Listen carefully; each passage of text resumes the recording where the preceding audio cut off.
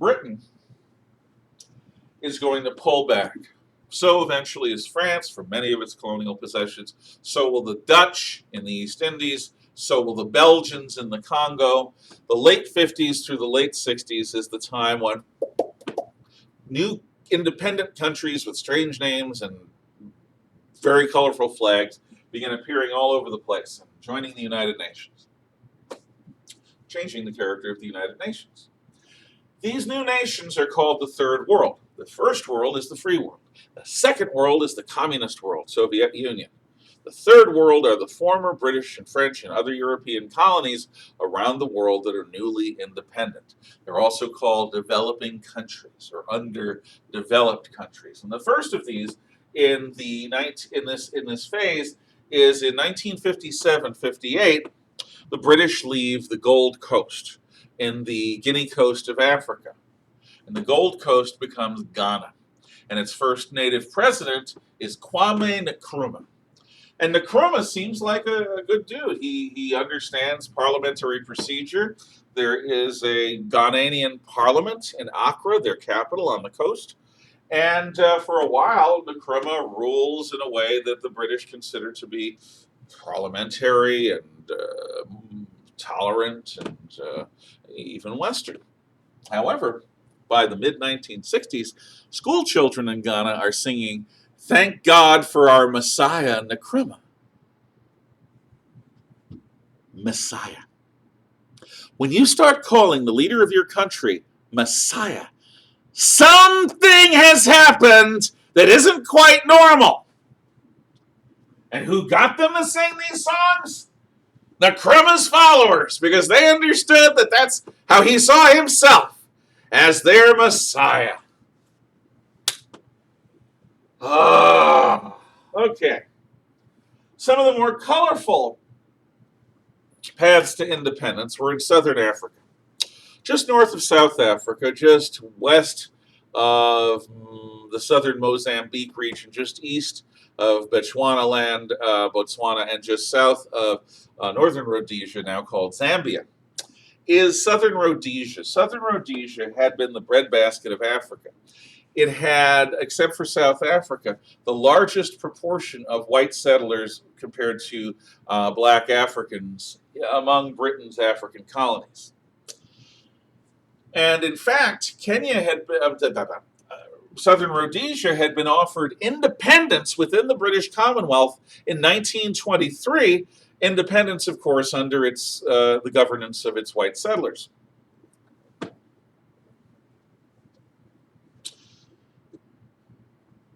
Rhodesia said, no, we're British. We like being part of Britain. They were also offered the opportunity to join with the Union of South Africa, and they chose not to. No, we like being a British colony. That's what we are. Well, by the late 50s, early 60s, that had changed. Because with Britain's process of no independence before African majority rule, the white settlers are afraid that they're going to lose their farms, their livelihood, the economy, which actually has raised many blacks to a state of education and wealth, the likes of which they'd never seen. There are two native groups within Zimbabwe, within Rhodesia, same country. There are the Matabele or Ndebele, who are the descendants of the Zulu Mfukane, who marched north, and they were sort of a warrior people, and they're in western Rhodesia, western southern Rhodesia, or western Zimbabwe. And then there are the Mashona or Shona people of eastern southern Rhodesia or eastern Zimbabwe. And these two groups didn't get along. Well, in the late 50s and early 60s, each of these groups sets up a national liberation movement connected to Moscow or Peking. ZAPU and ZANU. ZAPU was sponsored by the Soviets and was mostly Matabele under a guy named Nkomo, Joshua Nkomo. ZANU was mostly Shona and was under Robert Mugabe. And he was sponsored by the People's Republic of China, Red China. In the early 1960s, the British are negotiating quickly, intensely with the Rhodesians, the white Rhodesians, to get them to accept independence with black majority rule, or at least a path to it. The white Rhodesians were so distrustful of the British and so afraid that the British were going to throw them to the wolves, so to speak, that they they made a unilateral declaration of independence on November 11th, 1965, just under a month before I was born. It is written very much in the style of Thomas Jefferson's Declaration of Independence, and UDI, as it's called, pulled Southern Rhodesia, or just Rhodesia, out of the British orbit, out of the British Commonwealth. Northern Rhodesia, by this point, had become Zambia. Well, from 1965 on, the Southern Rhodesians, supported by Portugal, South Africa, and other groups within the West, made a go of being independent in despite of the world's condemnation as a racist regime. In 1972-73, their ability to do this suddenly changed. Portugal had a change in government, and the new Portuguese government pulled out of Angola and Mozambique. Mozambique was key. Without the Portuguese protecting their eastern frontier, in fact, with the Portuguese replaced by a hostile Mozambique under a black nationalist government, the Rhodesians are in more trouble. Also, by 73-74, the South Africans, who are their most important ally, begin making noises about the Rhodesians making a compromise. The South Africans have clearly decided that they think they'll be able to keep their racist regime if they throw the Rhodesians under the bus, and that the black nationalists will be satisfied with that.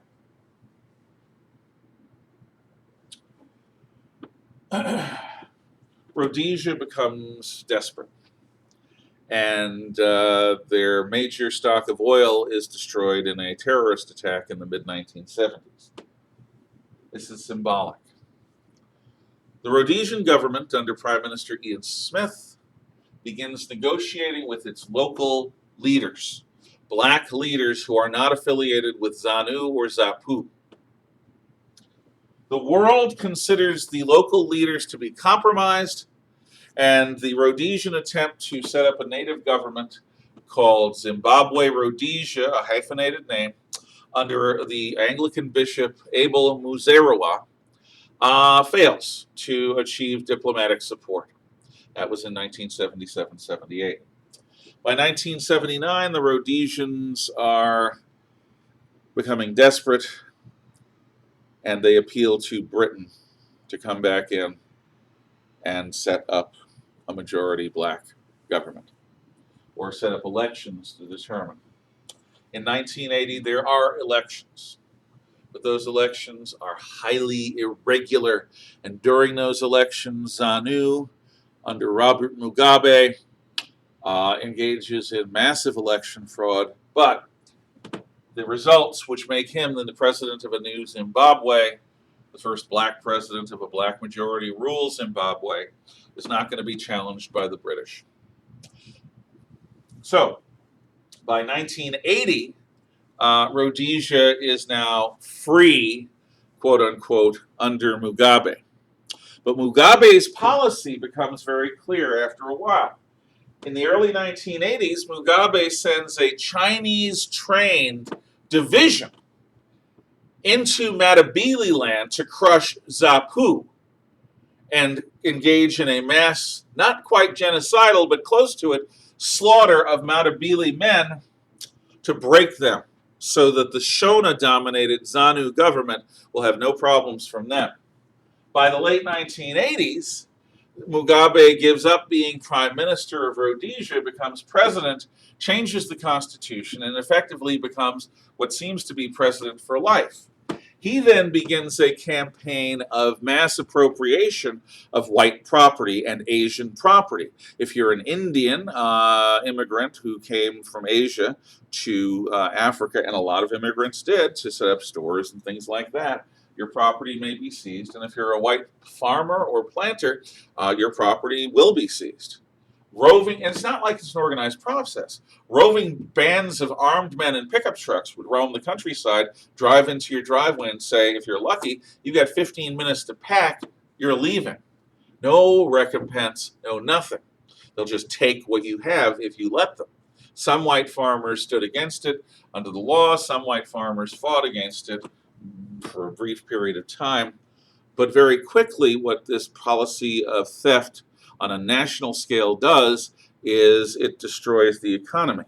By the year 2000, 200,000 Zimbabwe dollars couldn't buy a candy bar. The money system in Zimbabwe had collapsed. The economy had collapsed. What used to be the breadbasket of Europe was now a place with hospitals with no medication, supermarkets with no food, and a desperate need for food relief to be sent. Meanwhile, Mugabe continued his policy of appropriating any white property that was left and aiding communist regimes in Africa, including Mengistu in Ethiopia. What guided Mugabe was the policy of retribution, paying the white man back in blood for blood, in theft for theft, in violence for violence. And it destroyed Rhodesia, Zimbabwe. In 2018, even the red Chinese masters of Mugabe got sick of him and overthrew him, but the new government in Rhodesia is just as much a pawn of Beijing as anything else and rules without any restraint. What had been an African success story to some extent was destroyed, arguably by UDI, certainly by Robert Mugabe and the Chinese. Next time we talk about South Africa.